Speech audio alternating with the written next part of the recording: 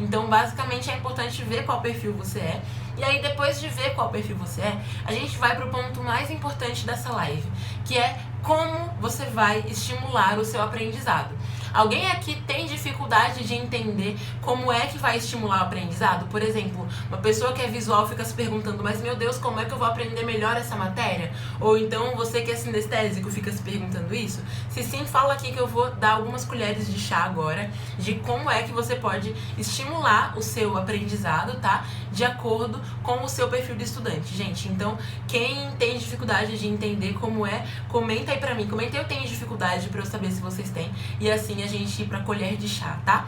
Pra quem é calouro, gente, colher de chá é um momento da live em que eu falo uma coisa muito boa, que se você piscar, você perdeu. E é uma coisa que normalmente não está no script e eu normalmente não repito. E olha só, vamos começar pelo perfil sinestésico. Por que vou começar pelo sinestésico? Porque o sinestésico, como eu falei, é aquele mais injustiçado, né? É aquele que ninguém liga pra ele, é o filho excluído. Então o perfil sinestésico, olha só, comenta a hashtag colher de chá aqui pra mim. E olha só, primeira colher de chá pro pessoal que é sinestésico. Tenta sempre trazer exemplos para tudo que você estuda. Para algumas matérias vai ser um pouco mais fácil, para outras um pouco mais difícil, tá bom?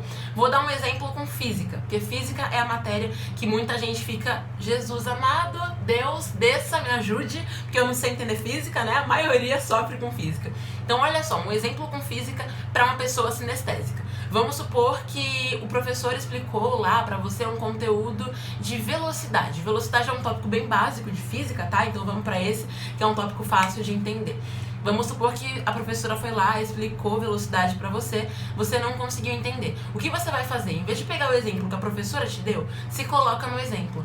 Então, um exemplo de velocidade seria você ver qual espaço que tem da sua escola até a sua casa. Você pode ver isso no Google Maps, coloca o seu endereço da sua casa e da sua escola, você vê quantos quilômetros são. E aí, um dia qualquer, você cronometra quantos minutos você leva da sua casa até a sua escola. E aí você faz o cálculozinho da velocidade. Você vai pegar isso com muito mais facilidade do que simplesmente lendo um exemplo na apostila ou então pegando o exemplo da lousa. Porque a pessoa sinestésica, ela precisa se sentir naquela situação. O sinestésico não precisa só do estímulo da visão, nem só dos ouvidinhos. Precisa do estímulo do corpo inteiro, praticamente, sabe? Então, se você conseguir se colocar na situação, se colocar no exemplo, é uma forma fácil de você conseguir fazer isso. Parece meio difícil de colocar você mesmo num exemplo, por exemplo, né? Essa foi ótima. Num exemplo de geografia ou de história, mas também dá pra fazer isso. Por exemplo, um exercício que eu fiz com uma turma de alunos meus era um exercício de tirar foto na cidade de um aspecto específico que eu tinha pedido pra eles, da urbanização. Então, quando a pessoa sinestésica faz isso, o que acontece?